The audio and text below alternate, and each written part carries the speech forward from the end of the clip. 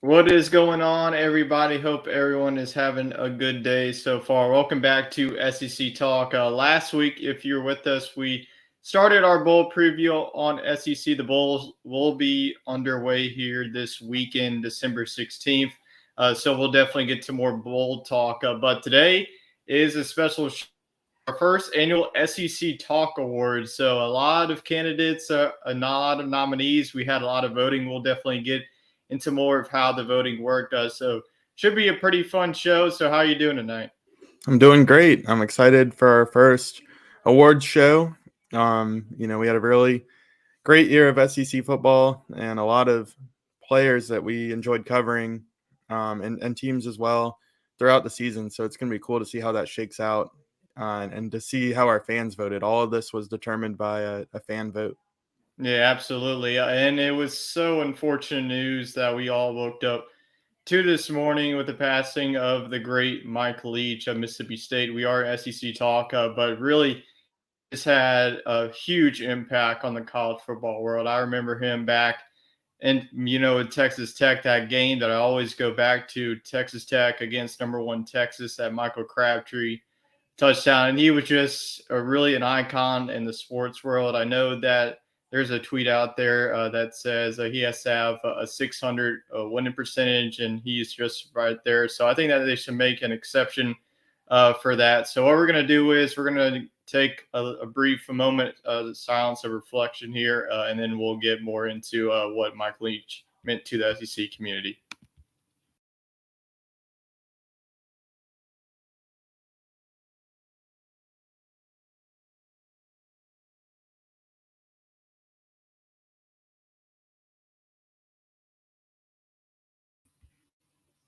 And yeah, our thoughts and prayers go out to Mike Leach and the family and the Bulldog family. Wade, what do you think does this loss mean to you, and what are your brief memories of Mike Leach being a coach? I go back to that same game that you mentioned. That was kind of around the time where I started to really follow college football, and the individual players and teams.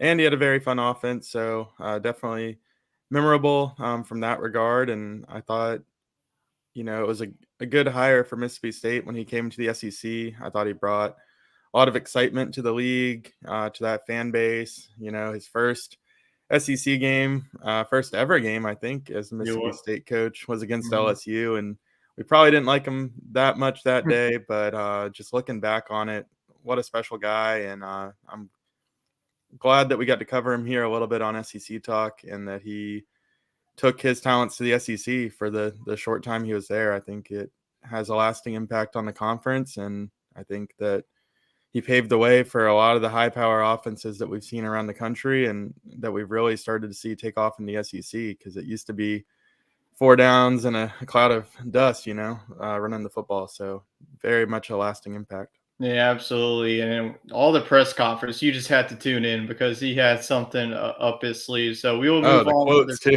the Can't forget the quotes. quotes. Yeah, you can't forget the quotes. But we will move on from the show about Mike Leach. Will not be forgotten in the SEC community. But both that is the final SEC power rankings. We usually start off with the AP poll and the college football playoff poll, but that hasn't changed. So we decided to do our own little rankings. So let's go ahead and give 1 through 7 first. 14 teams in the SEC. There is some news on Oklahoma and Texas that we'll get into with the expansion possibly coming in 2024. But number one is Georgia. They are the SEC champs, so they come here at number one. They finished the season at 13-0.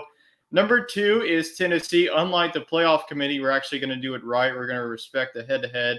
So Tennessee is going to be ahead of Alabama. Both of those teams 2-3 at 10-2. We are keeping LSU at 9-4. They were the runner-up of the SEC champs. Still a good season for LSU and Brian Kelly, a really good first season for his first year. So we'll see what LSU gets back for next year's team. They're already going to get back Keyshawn Booty, but they are losing Dre Jenkins and BJ Ojolari to the draft, and also Jay Ward. And then number 5 is South Carolina, 8-4. A really good into the season for Shane Beamer. We'll have to see if Spencer Rattler comes back. Marshawn Lloyd that we already mentioned that is going to be entering the transfer portal. There is some talks that South Carolina is one of the top 3 schools to get Devin Leary, so we will see if Leary becomes a Gamecock. Number 6 is Mississippi State at 8-4. Good season for Mississippi State. It was one of the toughest schedules in all of college football, so to get 8 wins and then also win the Egg Bowl is also a good feature for Mississippi State. We can see them in Tampa Bay to face off against Illinois in the ReliaQuest Bowl. And number 7, Ole Miss, 8-4. Not the season they really wanted to. This was the team that really went from the highest of highs to the lowest of lows. They were ranked at number 7 at one point. So what stands out to you? Any surprises through 1 through 7? I think South Carolina finishing as a top 5 team is very surprising. This team couldn't have finished any hotter, and that propelled them all the way up to number 5. And then Mississippi State, another fast riser here. Both of these teams really looked like their season could go either way. I mean, they could have gone 4-8, and here they are at 8-4. So really good efforts from both of those teams. I don't know if either team will ever be at the top of their division, just with the way these schools are able to spend money now and recruit and stuff. But getting to 8-4 for both these programs is big news, and most importantly, they beat their big time in-state rivals. That goes a long way in flipping recruits and giving them the competitive advantage that they need to hang with the teams above them. Because I mean, look at those first 4 teams; those are big time programs. And for South Carolina and Mississippi State, it's real admirable for them to be just below them there at 5 and 6. Yeah, it was definitely huge for South Carolina, Mississippi State to get those big rivalry wins in rivalry week. So now we will turn our attention to number 8 through 14 teams to bring up the rear. So number 8 is Kentucky. This was a team that you were really high on in the preseason. One of the more disappointing teams in the SEC 7-5 season. Really, if you look back at this team, you returned Will Levis, you had Chris Rodriguez Jr. out. But your backup running back did it okay. And then Chris Rodriguez had a good season. 7-5, though, is not the season that Kentucky fans had in mind. Number 9 is Florida. First-year head coach Billy Napier. The Gators finished at 6-6. They're going to be looking like a brand new team without their quarterback, Anthony Richardson. He's going to be declaring for the NFL draft, and he's not going to play in the Las Vegas Bowl against Oregon State. Number 10 is Missouri, 6-6. They come in here, a really sneaky team. Missouri was one of the really only teams to give Georgia a problem in the regular season. It was a scary game. But this is a team that you look back could possibly be a 7-win or an 8-win team if things go right in both the Georgia and the Auburn game. But sticking up at 6-win on the last week of the regular season against Arkansas is why Missouri is ranked ahead of number 11, Arkansas. Now, this is another team that could be in that disappointing category. Arkansas, was ranked, going really the expectation was Arkansas for them to compete in the SEC West with the likes of Alabama and Texas A&M, but that just didn't happen. They had a good start to the year. You have a good win against South Carolina and Cincinnati to begin the season. And then after that, they had a 4-game losing stretch, which started against A&M. And number 12, number 13, Auburn is 5-7. Texas A&M is also 5-7 as well. Auburn, well, the story of them, they fired Brian Harsin, and now they're going to turn their attention to Hugh Freeze. So the future does look bright for Auburn. So this was definitely an off year. But Texas A&M going in as preseason number 6, we know that they had the number 1 recruiting class. Not making a bowl game is definitely not a good look. They did finish their season on a high note. With a top 5 victory at home against LSU, but still a disappointing season for the Aggies. 5-7 is definitely not what you want to see. I mean, as much talent and the much resources you have in this program is 5-7 is never acceptable. And then number 14 is Vanderbilt, 5-7. I know that they're our last here on our SEC power ranking, but you got to give it to Vanderbilt in this one. Many people had them winning 2, maybe 3 games, but they really had a strong end to the season. I know that they got blown out by Tennessee, but they were able to get some big wins, at the end of the season, especially with Florida. So I know that there's a lot of disappointing teams on this one, but what's the one that you circled? Yeah, I think you hit the nail on the head with Arkansas and Kentucky. I mean, these are two teams that we kind of thought could be in switch places with South Carolina and Mississippi State. Similar kind of teams and talent. So they fall here to the second half of the rankings. Obviously, the big bummer here is Texas A&M. We'll cover them here in a little bit, potentially, in our award segment, because this team came in, like you said, to finish top 6 in the country, and they didn't even sniff top 6 in the SEC. They got 6th in their division in the SEC. So magnitudes of failure there for Texas A&M. And let's face it, they have more resources than any team on this list to get it done. Maybe besides Auburn and Florida on any given year. So A&M will look to flip the script. They've got a good coach in Jimbo Fisher, or at least they're paying him to be one. And out of this group, though, I want to look at optimism, because it wasn't all failures. I think really good season for Missouri, and they've got their coach locked up. And then for Vanderbilt, I think they hired the right guy as well. This team was one more upset away from finding their way into bowl season. Maybe they could have won that Wake Forest game or the South Carolina game that they were in. But that's got to be the goal for Vanderbilt next year, is get that next win, get to 6-6. And, even though they might still be a bottom 4 SEC team, as you can see, the top 11 SEC teams here made a bowl game.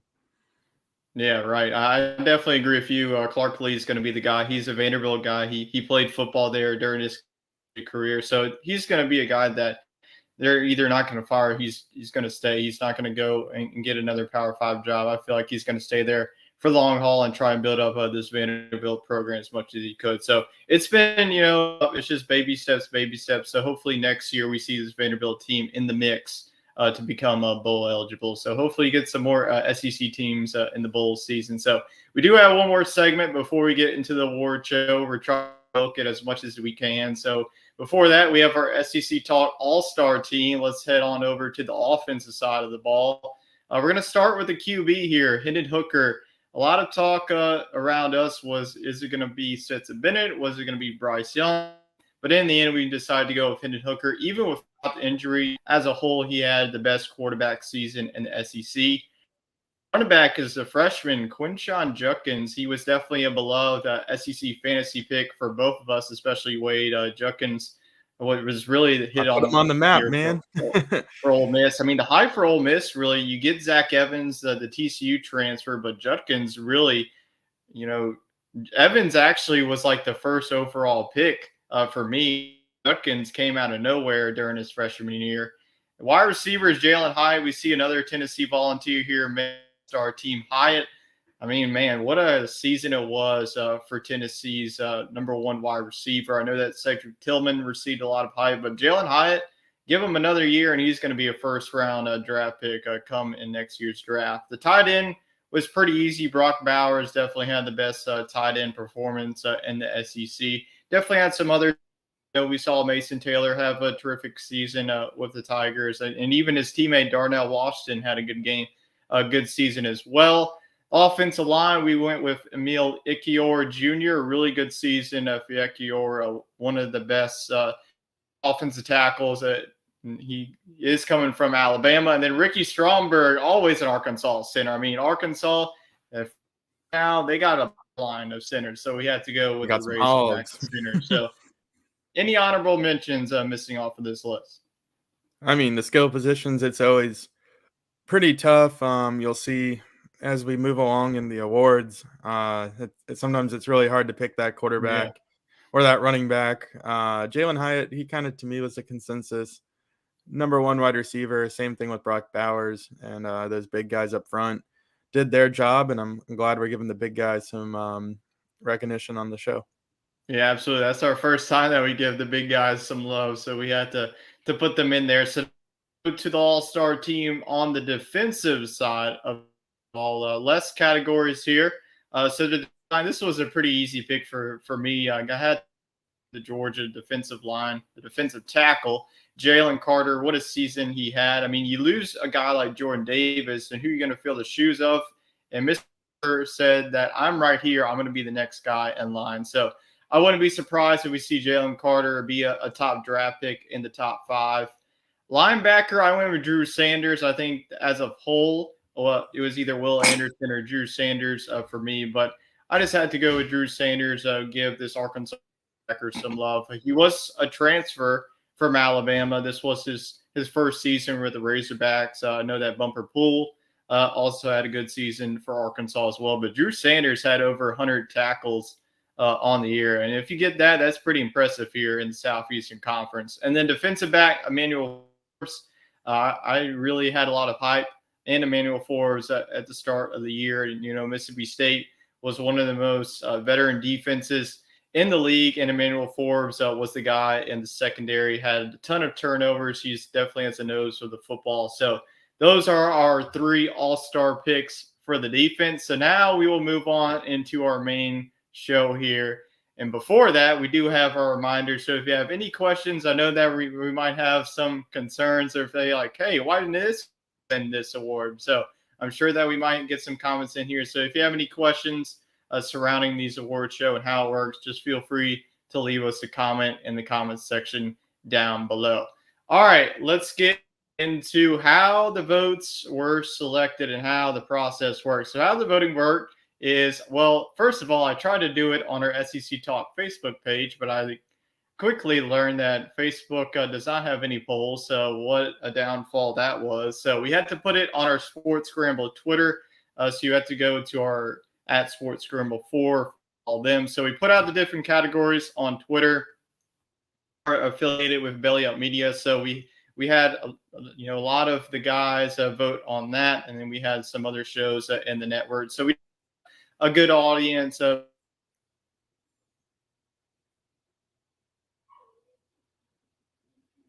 20 plus voters in each one. So as of course, 1 vote per ballot. You can't just spam it. So I'm glad that Twitter can do that. So that's how the voting works. So we will see which players will take home the first annual SEC Talkies Award. So let's get into it. All right, let's get into it. But first, we have to give a shout out to all of our sponsors. We'll go run down through the list here. So our first one is Buffalo Bayou Brewing Company. You go over there in H-Town for the best beer and views of the city. The next one is Fanatics. You can go on over there and check out our link. I'm sure that they're running a 65% off. Christmas is just around the corner, just 2 weeks away. So if you have any last-minute shopping, go ahead and support your teams and also support your favorite sports podcast, the Sports Scramble, and all the other 2 shows that we have.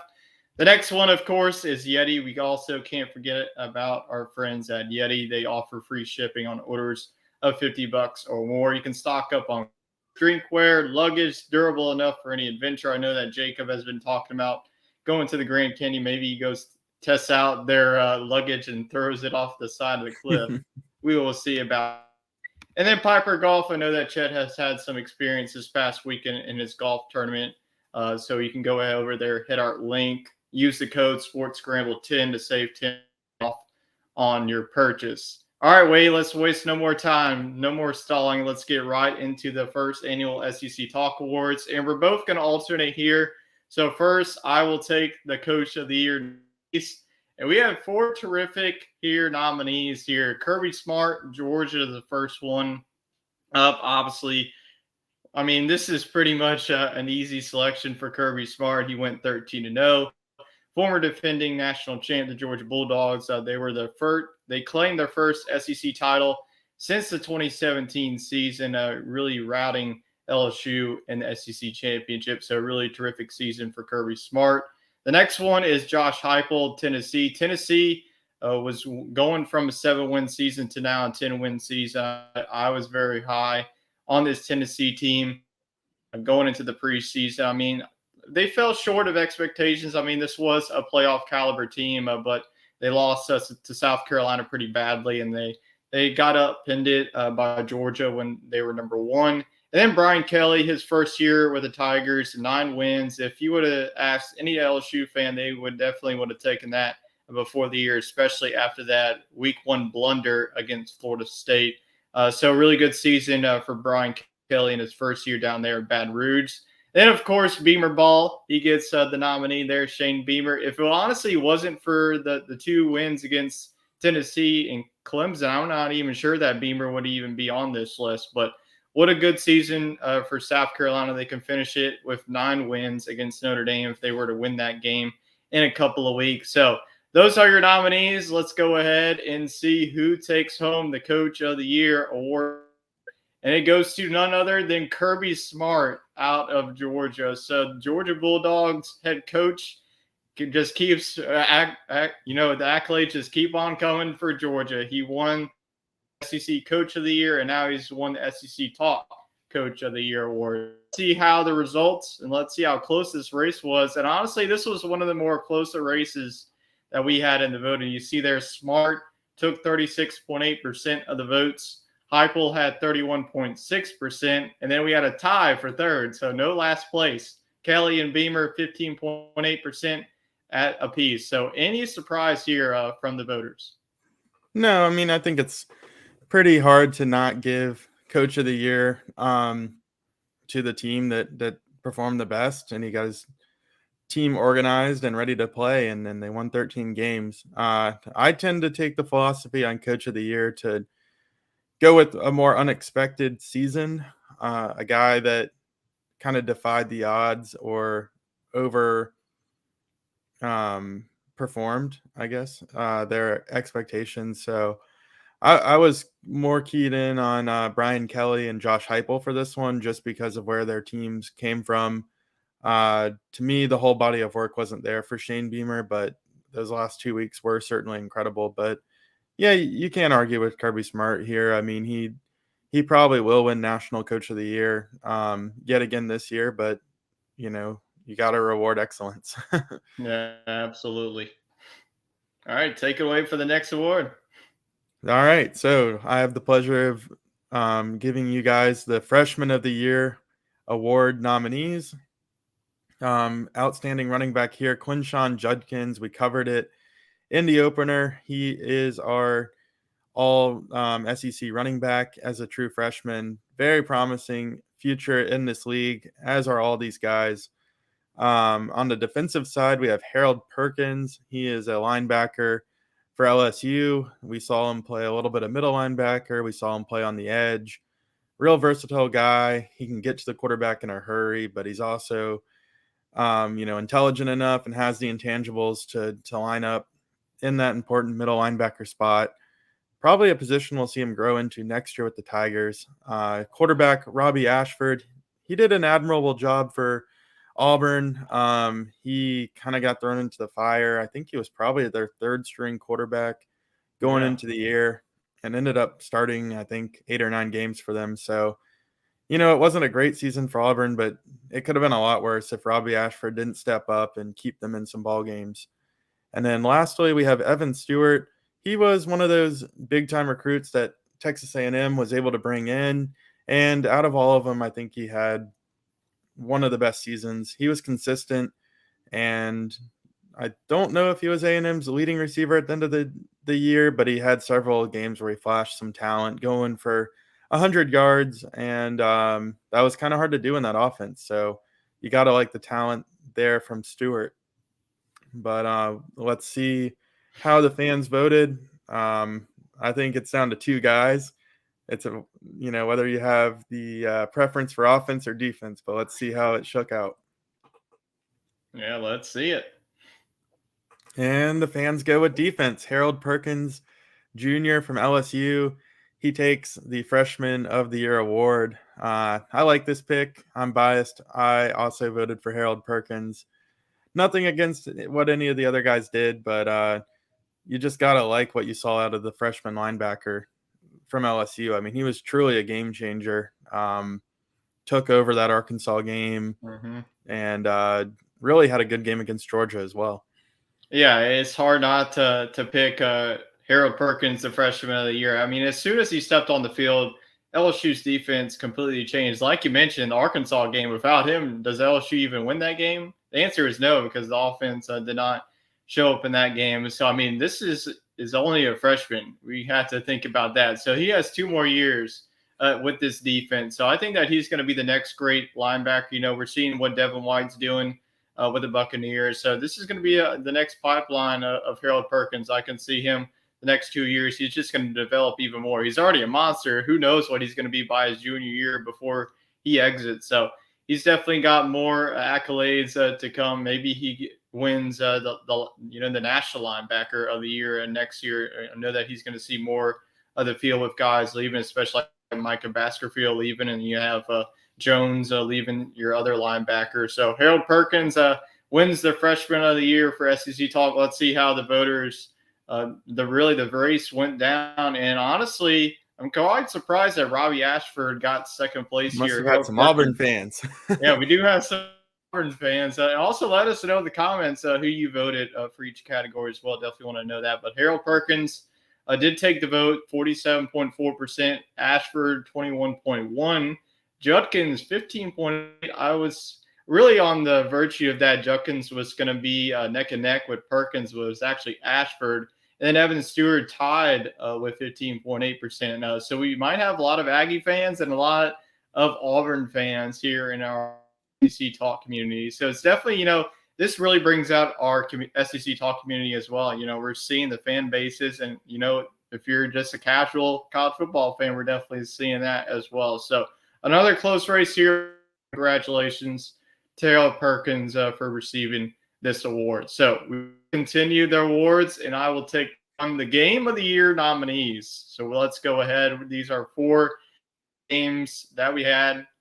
And the criteria that I really had for this one, it had to be a conference versus all-conference game. It was going to be like the Georgia-Oregon game. So the first one, Alabama at Tennessee. Tennessee won this game. I mean, you can see it right there on the picture, the fans storming the field. I just had to put that one. As soon as I saw that picture, I just had to put it on there. But what a game this was. This is why it's one of the Game of the Year. Tennessee was able to really slay the dragon here. It's been quite some time that we have seen this Tennessee team beat them. I mean, Alabama, if you remember this game, this was Bryce's first game back.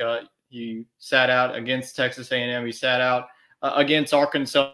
So, I mean, this was just an offensive slugfest. It was Hendon Hooker going up against Bryce Young, and Tennessee out the gate was really blowing the doors off of Alabama. But it really felt like the 2019 Alabama LSU game. I mean, Tennessee, with their high-powered offense, they got out the gates, and then Alabama and Nick Saban, like you always know, that they're never going to give up. But this was just a game of the year here, Alabama and Tennessee. Tennessee, in the end, though, got that 40-yard field goal.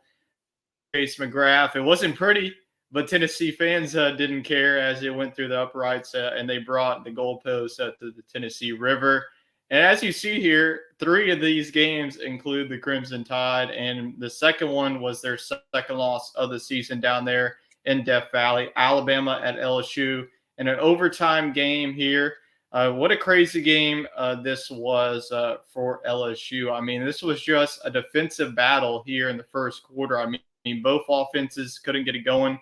In the first drive, Alabama was driving, and then Jarek Bernard-Converse picked it off in the end zone. And in the second half, it's completely flipped. The offenses rhythm going, and then in overtime, Alabama scores. Jane Daniels only takes 1 play, and then Brian Kelly decides to go for the call of the year, and it ends up working out. And then we see another field rush down there in Baton Rouge. Then the next one is Arkansas versus Texas A&M. This is one of the earlier games of the season. Both of these teams were real. Arkansas was undefeated in this one. Texas A&M was coming off of the loss in the previous week to Appalachian State, so we really didn't know how this Texas A&M team was going to play. But this was just a weird and wacky game. They had really that game-changing play, the 99-yard fumble recovery that really changed this game on the flip side. As you see there on the picture, poor Arkansas missed the field goal. It doinked off both of the uprights, and Texas A&M survived in that series. And then we see Texas A&M again here on the Game of the Year nominee, Texas A&M at Alabama.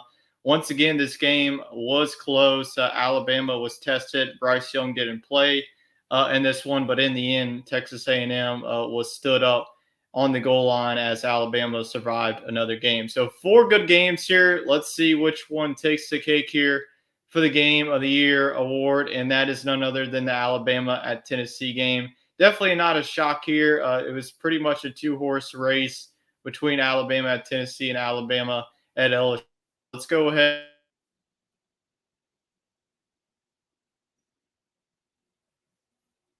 And it was honestly not as close as I expected. This was quite a runaway here for the Alabama at Tennessee game, 66.7%.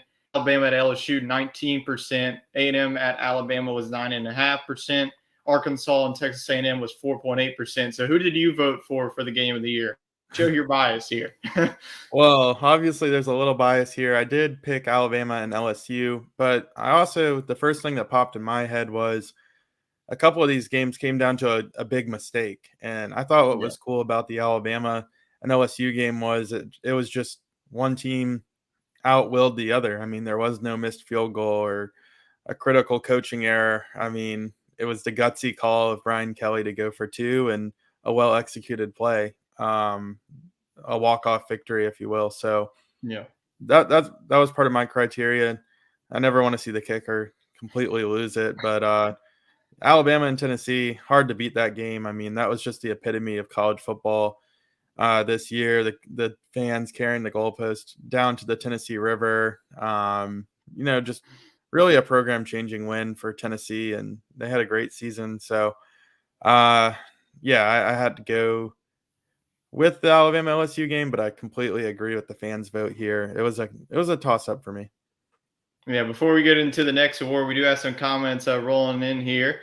No surprises on Harold Perkins. He was definitely a fun one to watch this season. Then we have some more comments on the Game of the Year. Anyone who beats Bama says a lot about Nick Saban program. Much respect. And like your dad mentions, it was so long since Tennessee beat Alabama. Definitely a Game of the Year performance. So yeah, these were 4 of the biggest conference games, but you got to give it to Alabama, Tennessee. Just the pain and the tears that Tennessee has been that so long. It was just a relief for Tennessee fans, and to be able. I mean, Nealon was rocking in that game. So let's go on, and you're going to take the honors of the next award. All right, so I have the play of the year. You just saw the game of the year, but these were individual plays within some of those games that really defined the season and just ones that we'll remember for years to come. So the first nominee is from that Alabama and LSU game. You saw Mason Taylor in the previous slide catching a touchdown. Well, how about his 2-point conversion in overtime that allowed LSU to defeat Alabama at home, a walk-off victory. Really cool play there. Gutsy call from Brian Kelly. The next play was also involving Alabama, and it was another game winner. They were able to stuff Texas A&M on a goal line play on 4th down after A&M went all the way down the field and had a chance to win the ball game deep in Alabama territory, but the Crimson Tide defense stepped it up, as they usually do. Next, we have that Tennessee game-winning field goal against Alabama. So the fans really liked that game. They thought it was the game of the year. Could this be the play of the year, as it was the play that won that ball game? Certainly has a chance. That kick just sent Neyland Stadium into pandemonium, like we just talked about. So that was certainly memorable. And then lastly, we have the Mississippi State game-winning touchdown in overtime against Auburn. That game was surprisingly close. Auburn came to play, but Mississippi State outwilled Auburn with the touchdown there. I believe that was Marks that scored it it, was your correct? Quavius Marks. Yep. So not often that we talk about the running back at Mississippi State, but he's a very talented athlete. They get him involved as a pass catcher too. So real big play there for Mississippi State. They had a great season. So let's see what the fans had to say. I have a feeling which way this one's going to go, but all 4 of these were big-time plays. And it is LSU getting the 2-point conversion against Alabama. I mean, pretty hard to argue against this one. I know that we were ecstatic when this happened. So do you agree with the fans' vote here? Yeah, I think that our fans in the comment section agree. I mean, at the time, it was just such like a monumental play call. I mean, it's what's on the line. The SEC West was on the line in this game, if you remember. I mean, both teams, winner of that game was pretty much punching their ticket to the SEC championship game. And for LSU to do this in year one of Brian Kelly is definitely, this was just a gutsy play call. I mean, LSU fans are going to be remembering this one. And honestly, they probably would have been like fire Brian Kelly if they didn't get it. So it could have either been he was going to that face the situation. noise, whether it was Yeah, praise or depending on that. hatred. But you can just see in the background just how much this game meant to you. Photographer in the background is going crazy. So yeah, this was just a wild atmosphere. You saw Death Valley at its peak in Saturday night in Death Valley. So those in attendance definitely remember this game. Those watching it wherever you were, remember Mason Taylor forever. I mean, he's going to be a hero in the streets of Baton Rouge. We'll see how close. Let's go ahead and see how close this race was. And this was another runaway. LSU's game-winning 2-point versus Alabama took the vote. Majority here, 83.3%. Tennessee's game-winning field goal, 5.6, and all the rest had 5.6%. So, yeah, you can see there.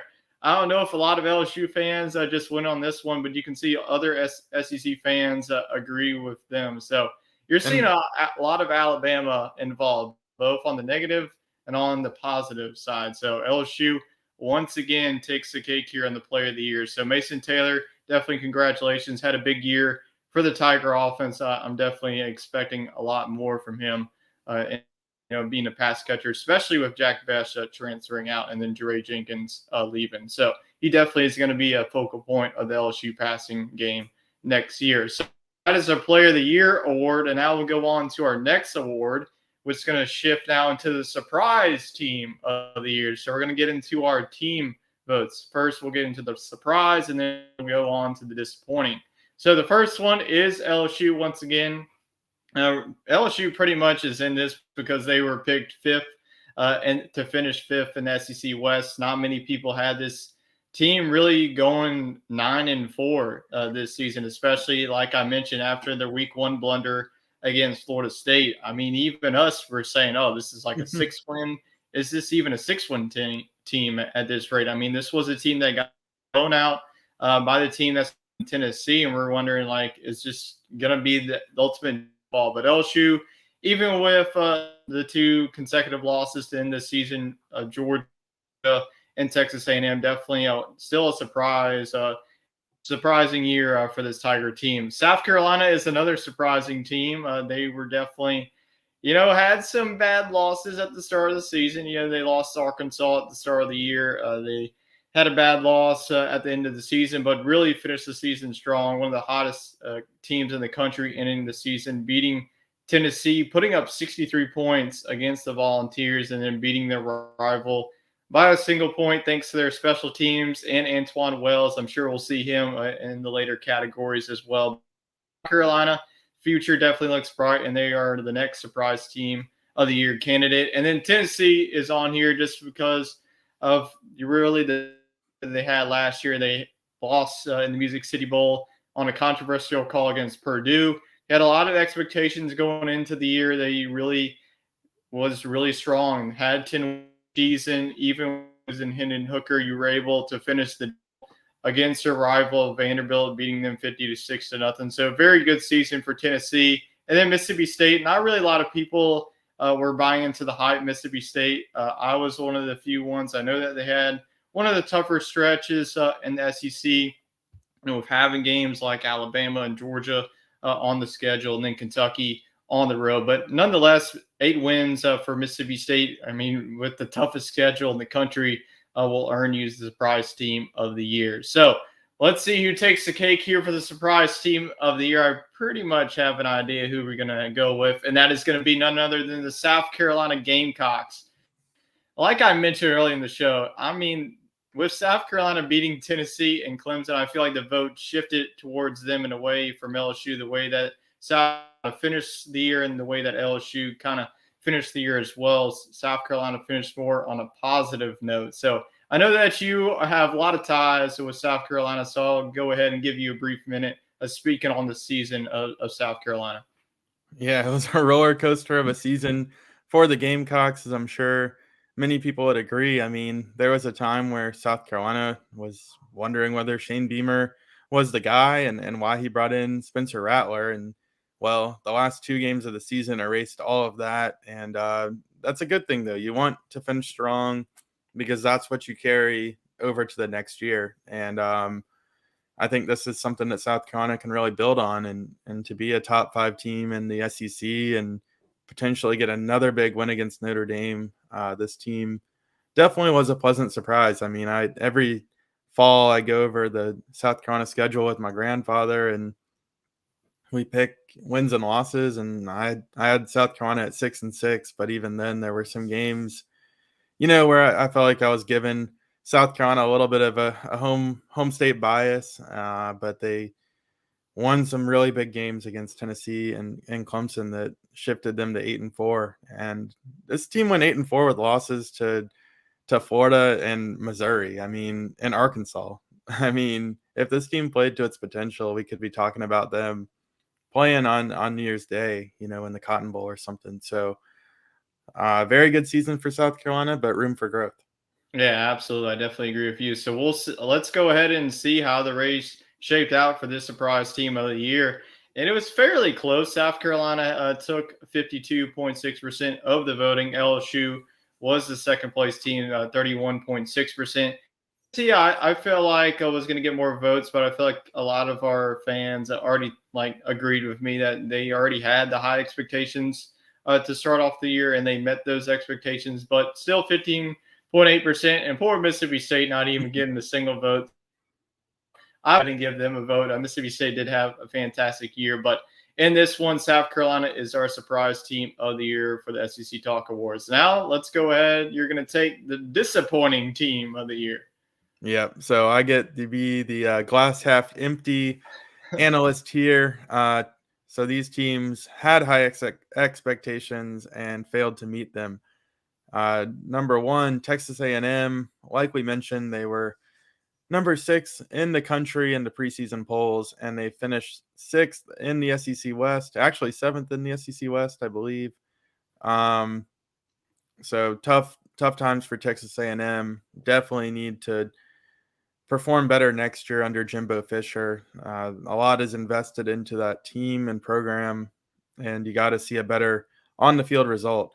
Ole Miss is a tough one to be here in this category, but they were kind of up there with Tennessee in the preseason as well as to about the halfway point of the year, and they just really fizzled down the stretch.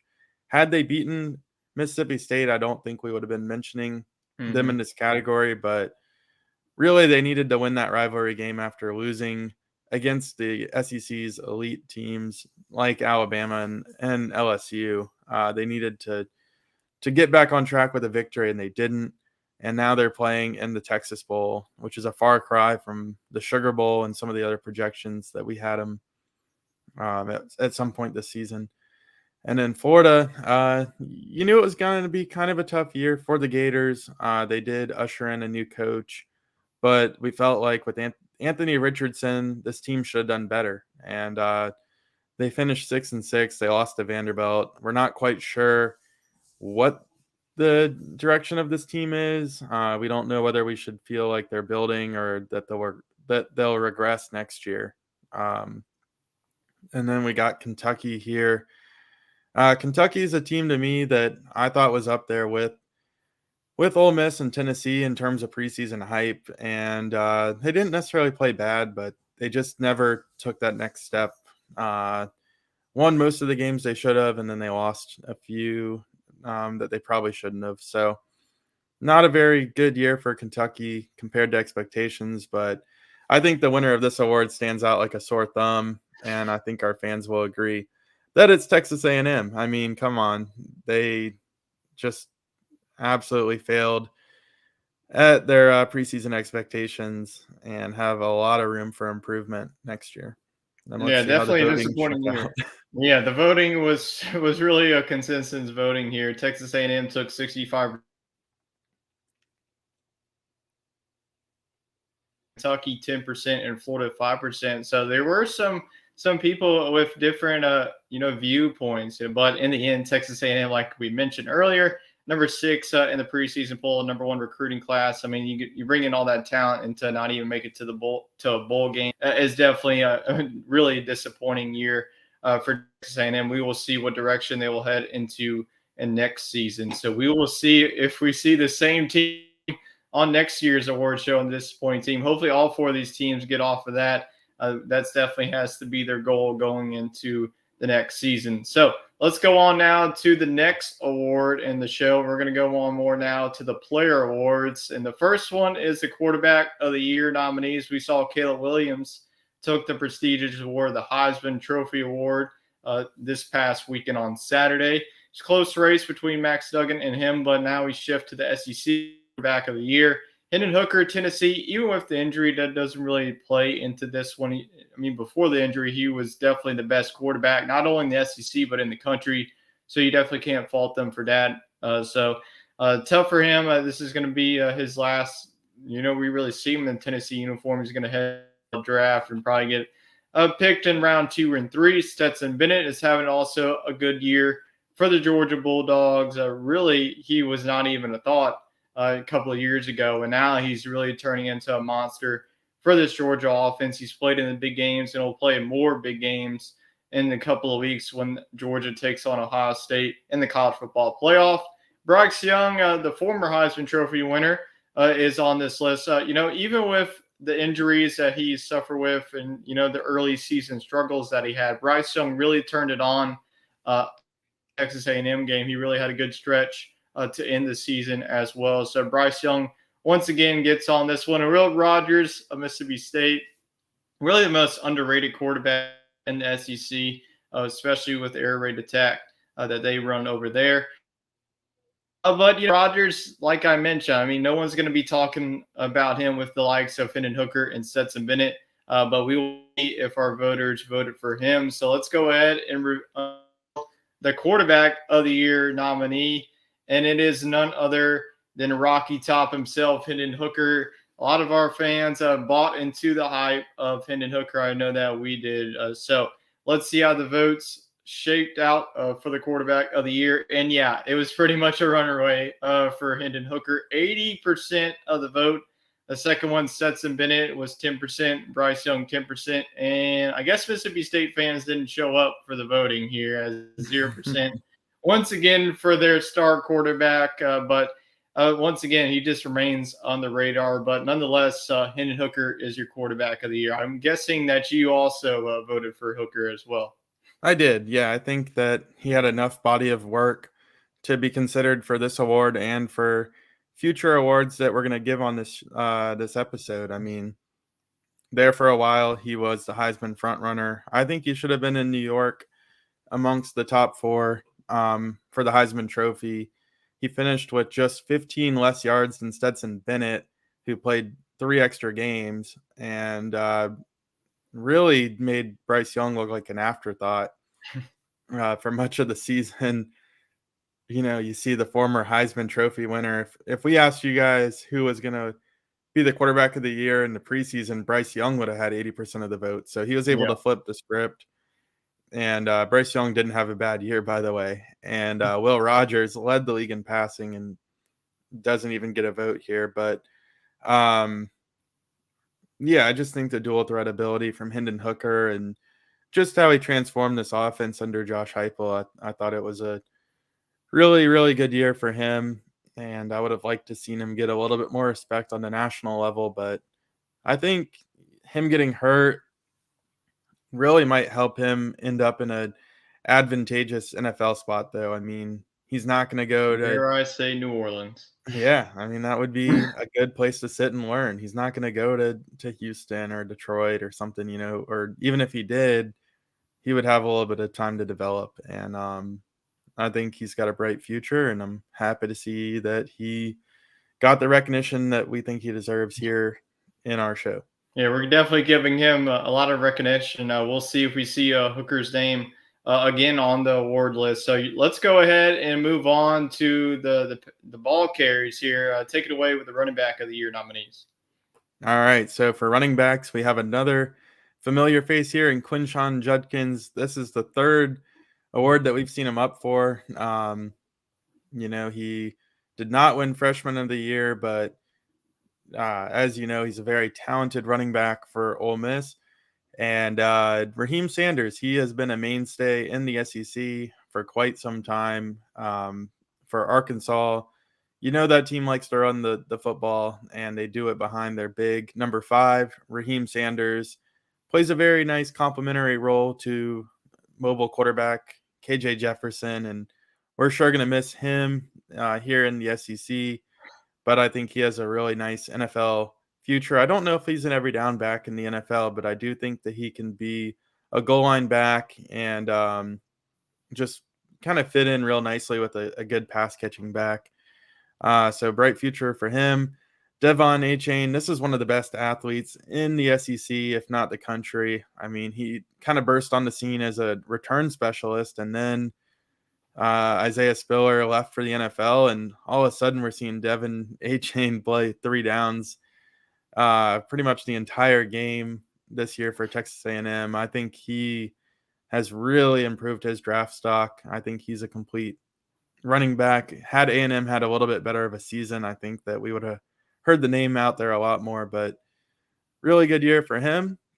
And then Vanderbilt getting some love here with Ray Davis. He quietly was amongst the SEC's leading rushers. Vanderbilt did commit themselves to the running game this year behind Ray Davis. So he had a good year for the Doors, but let's see if he has enough national recognition here on the voting. But I am curious to see how this one shakes out, because I think those first 3 guys, I mean, I wouldn't be disappointed if any of them win.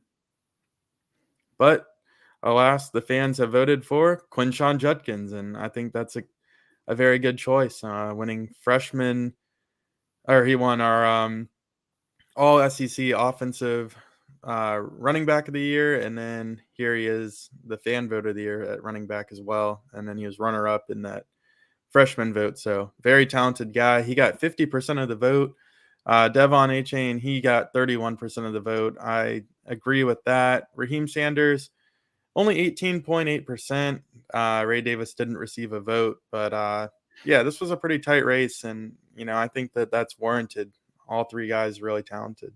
Yeah, I expected this one to be one of our closest races. I mean, it couldn't go wrong. Either it was Judkins, Achane, and Sanders. But like I mentioned, Judkins is receiving a lot of love on this award show. Not only did he get runner-up in the freshman of the year, he's now the running back of the year, and also on our all-star team. That's what I was going for, all-star team.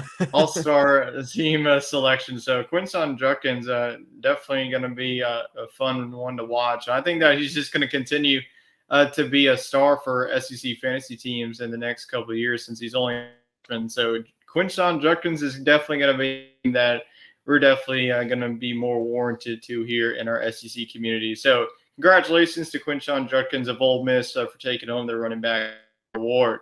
And now let's go on to the pass catchers, and we got some more top 4 candidates here for the wide receiver of the year nominees. And the first one is Jalen Hyatt, a wide receiver out of Tennessee. And I know that in SEC fantasy terms, he was definitely loved by both of us. For you, he had over 200 yards in a game, and he really just had, in big moments, he stepped up, and really any opposing cornerback that stepped up against him was lost. He can just burn them for really easy picks. Really not only a pick 6, but also a touchdown.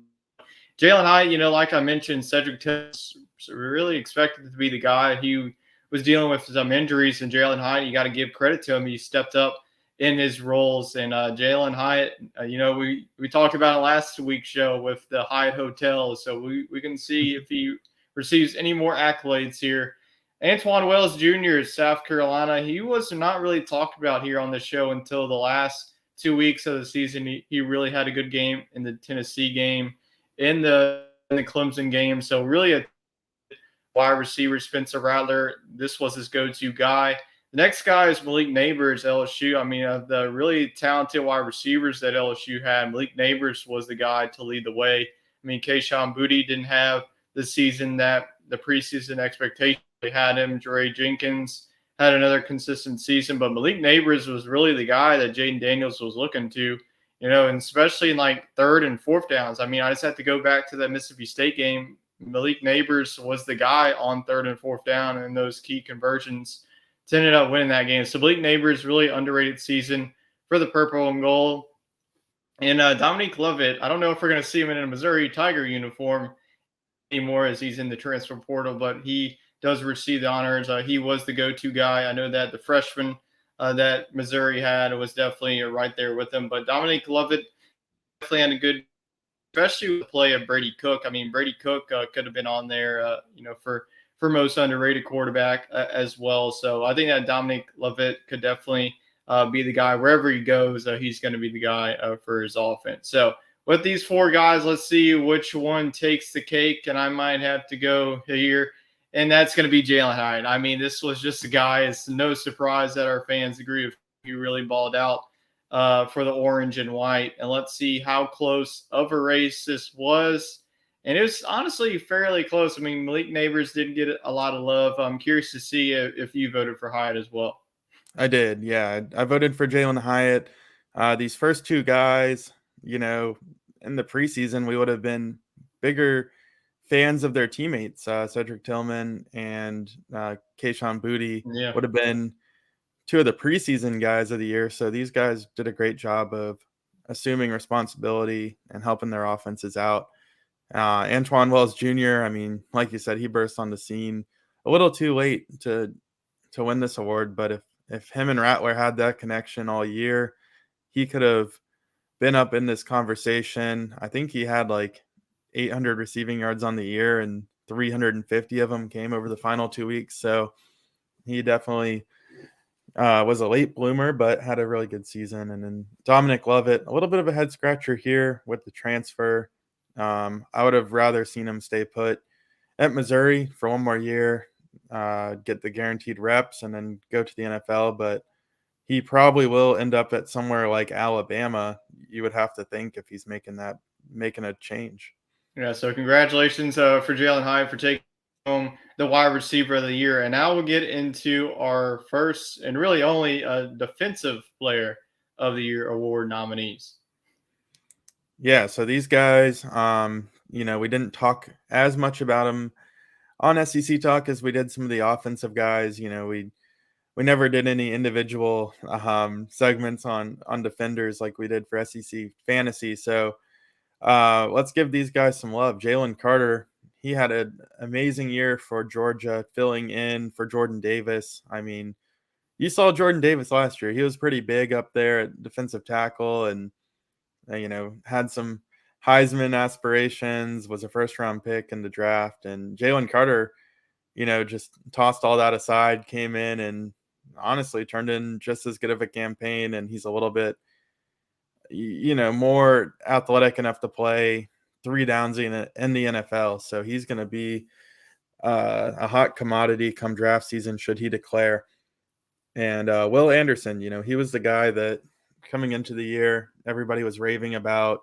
He had a really good year. He played a little bit of a different role for Alabama this year. He wasn't purely an edge rusher, but still a very big part of that Alabama defense, and another guy that got a lot of national love and will be a big-time NFL pick this spring. And then the guy you touched on earlier when we were talking about freshman of the year, Emmanuel Forbes, he came in and was fantastic for Mississippi State. I think you mentioned that he led the SEC in interceptions and turnovers. Yep. So, yeah, I mean, talk about instant impact. And Drew Sanders, he was our all SEC linebacker amongst the leaders and tackles, and had a good year for the Hogs. So got to have him in the conversation. But I think it's probably going to be one of the big guys up front. And let's see which one the fans went with. Going with Will Anderson. Okay. I mean, I definitely see the argument for this. He is undoubtedly an amazing athlete. I personally voted for Jalen Carter, but can't be upset about this pick. I think either guy was deserving. Yeah, definitely both deserving. I think if you go on to the next slide here, this was one of our closest races here. Very that close we game. have. I mean, the coach of the year was close. Will Anderson, 47.8% of the fan vote. Jalen Carter just behind him, 42.9%. I mean, I voted for Drew Sanders here. I was in the lonesome of 4.8%. I mean, you just look at his stats and it's off the charts. And Emmanuel Forbes as well. So all four of these guys very talented. I mean, you just look at all four of them. If you take them off the defense, and their defense is completely different. So you got to give credit though to Will Anderson for taking home the Defensive Player of the Year award. Congratulations. So we see an Alabama pick up their first award on the night. So we go on to our next award on here for the SEC Talk, and that is our own SEC Fantasy Player of the Year nominees. Our four nominees was the selecting all of them. Will Rogers of Mississippi State, we see him again. He was up for the quarterback of the year. Raheem Sanders of Arkansas, like all these guys were nominees on our other categories. Jalen Hyatt, Tennessee, the wide receiver, and then Quinshon Judkins, we see him once again of Ole Miss. So these were all four players that not only were selected once, they were selected multiple times throughout the season. They were definitely our favorites. So we do only have one favorite, though. So who is our SEC Fantasy Player of the Year? That is another than Will Rogers himself. He definitely the recognition from us. I know that you picked him, so why don't you give us a reason of why you went with the gunslinger of this Mississippi State offense? Yeah, and look, all these guys were talented, and you might say, well, why didn't Hendon Hooker win this? Or, you voted for Judkins and other categories. I mean, this was all about fantasy yardage, and Will Rogers was a complete mismatch all year Yep. in our SEC fantasy. I mean, given that we only count passing yards out of the quarterback position, Rogers was the only guy that you could count on slinging it for 350 plus yards without much of hesitation. I mean, he just really is a talented quarterback, and in that offense, they're just going to throw the ball at least 30, 35, 40 times a game. So the volume was there, and I think that it's only right that the SEC's leading passer gets the SEC Fantasy Player of the Year. Next year, we kind of are toying with the idea of adding in total all-purpose yards for our players. So that might kind of level the playing field and allow for a mobile quarterback to be slightly more valuable. But, I mean, it's hard to compete with the gunslinger himself, Will Rogers. He's just a real talented guy. Yeah, I mean, you said yourself, Will Rogers. I mean, it's pretty much the only SEC fantasy player of the year that eclipsed for 400 yards whenever we selected him, and that was definitely a boost, especially if your defense put up a good show, and then you definitely were into 200 plus categories. So Will Rogers of Mississippi State, the gunslinger for them, is our SEC Fantasy Player of the Year. And now our final award, our biggest award, the MVP. Take it away. All right, so some of these guys, actually all of them, were up for their individual categories. 3 of them won their individual categories. Hendon Hooker was our quarterback of the year. Quinshon Judkins, here he is again, up for running back of the up for MVP. He was our running back of the year. Jalen Hyatt was the wide receiver of the year. And Stetson Bennett getting some love here for the team success. He was a Heisman candidate, so I think it's only right that he is here in our SEC fantasy MVP conversation. So really this comes down to position preference, and team success to some extent, in my opinion. But, all these guys got it done, but which one got it done the most impactful way, which one was most important to their team success. And I think that when you consider all the criteria, there's one name in mind that stands out to me, and let's see if the fans agree. I know that you agree, and it is Hendon Hooker. He took SEC Fantasy Quarterback of the Year, and here he is at our MVP award winner. I think this is a really deserved recognition, don't you? Yeah, this is pretty much like our Heisman Award right here. So this is definitely a prestigious award for Hendon Hooker. he's not going to take anything home, but he's going to take if he comes across this show, he's our MVP. Yeah, it's definitely deserved, not only for the team success, but what he did on the field. I mean, like you mentioned, his dual threat capabilities, he was able to be a legitimate, pass, with Jalen Hyatt as well. So let's go ahead and see if even this was a close race. Like, how did our fans really vote for this one? And once again, like the quarterback award, it wasn't even close as well. Hendon Hooker taking on 80% of the votes. Stetson Bennett 20%. And really, the most surprising is no votes for Jalen Hyatt and Quinshon Judkins. Does that surprise you at all? It does to an extent, but I mean, we've seen it with the Heisman and with the NFL MVP. It's typically a quarterback award, but I liked giving the fans the option to vote for a skill position player. I Yeah. mean, in the SEC, we've seen guys like Jamar Chase and Devontae Smith, Amari Cooper, Julio Jones. I mean, those were all very dominant physical receivers that, to me, if they weren't on the team, those teams weren't going to be that successful. So I thought Jalen Hyatt was certainly deserving of some votes. And then Quinshon Judkins, this was all about stats to me. I mean, the guy was manhandling SEC defenses for 200 yards, but the on the field success wasn't there for his team. So I didn't expect him to win. But I did expect a few votes on his individual merit. But Hendon Hooker, he had the on the field production. His team did very well.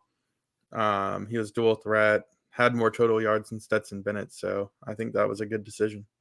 Yeah, without a doubt, our SEC talk community thinks that Hendon Hooker is the best player and received that MVP honor. So we will step away for just a brief from them, and then we'll get into our little recap at the end of the show. So let's go ahead and step away from the awards and get into our weekly hot topics discussions, our weekly news. We'll just breeze through this as it's pretty much just news and really nothing noteworthy. Cedric Tillman will skip the bowl game and enter the NFL draft, so that might open up some more targets for Jalen Hyatt against the Clemson defense. Marshawn Lloyd entering the transfer portal. I know that this is definitely going to be a head scratcher. Is it a head scratcher for you? Yeah, I don't quite understand this one. Kind of like the Dominic Lovett situation, a guy that's an immediate producer at the school he's at, and a school that honestly should have increased expectations next year and potentially a quarterback change where he's going to get the ball more on the ground. Something tells me that he was approached by, a top 10 team nationally that is looking to bring in a running back, and I don't know, it could be the LSU Tigers, so I might end up liking this. But as of now, no, I think that he should have stayed at South Carolina. I mean, yeah, that would definitely be an open door for him to land with the purple and gold. The next one is the Florida Gators. They did name their starter for the bowl game against Oregon State, especially with the news last week that we mentioned of Anthony Richardson skipping out on the bowl game, preparing for the NFL draft. Jack Miller will be starting for the Gators. He was a former Ohio State quarterback. He's really buried in the depth chart, and now he will get his chance. Where have we heard it before? Yeah, we've heard about that a lot before, so we will see if he lives up to expectations. Auburn is adding Philip Montgomery and Rob Roberts to staff. So we will see what Hugh Freeze does in these next couple of weeks to build his staff and then hit the recruiting trail before the season starts. And also Devin Leary, like I mentioned, Auburn is one of those three candidates as well. So that could definitely be a potential landing spot. And if we see Devin go there, then I could see TJ Finley entering the transfer portal as well. And it's pretty much going to come down to Larry and Robbie Ashford. And if that happens, Larry has to be your guy.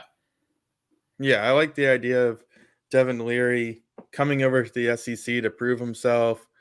I think Kentucky's another team to consider for him. Honestly, I think Devin Leary could declare for the NFL draft and might be like a third-round guy and end up being better than some of these quarterback prospects that we have. But seems to me that he wants to go to a larger school and prove himself on the big stage and catapult himself into the first round of discussion next year. Yeah, absolutely. So those are the hot topics of the week. We'll go ahead and skip through the answering questions. We have already of all the statements and all the questions throughout this first annual award show. And that's going to do it for our show. It's definitely a fun one. Let me know down in the comments if you want to see this one again. I'm definitely excited for these SEC Talk Awards. I think it went pretty well. We're definitely going to have to build on this as we go on into next year. Maybe what we have now is pretty good. If we can add some more, then that's definitely good. So what were your thoughts on the first annual SEC Talk Awards?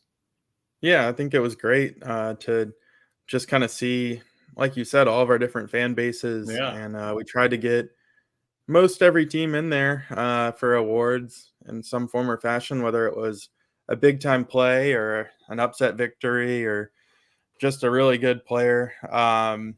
We tried to get everybody some representation, and I think that as the show continues to grow and our presence on Twitter grows with the other shows, next year maybe we'll have a larger voting pool, and it'd be cool to see how it goes. But I think the fans did a great job. There's none that I would argue to the grave. So I think that the voting was fair and well done. Yeah, it was definitely fun. We always like to interact, with our community. I mean, they're always loyal to us. So if we can give them a chance, to have, a voice in these awards, we definitely love it. I mean, we vote for it, but it didn't really have a sway. We had a whole ton of people for, like I mentioned, we had 20 plus people voting in each category. I think that the coach of the year had the most ones. I think that's just, a category loves to vote for it. So we will see you in a couple of weeks, and we are going to take a break here as the bowl games that we'll be playing out. So we're going to let the bowl season play out, and then the next time that you see us, we will review the bowl season in the Southeastern Conference. We will recap all the bowl games. Then we'll also look forward to the national championship game, whether Georgia is there or not. We'll do a little dive into the national championship game, give our keys to the game, and also give a prediction. But early prediction: do you have Georgia making the national championship? Yep, nothing's changed for me over the past week. I still think that they're the best team. I do think Michigan is going to give them a run for the money, but I can't be too confident in that pick until they defeat TCU, because I think that's going to be a really good ball game.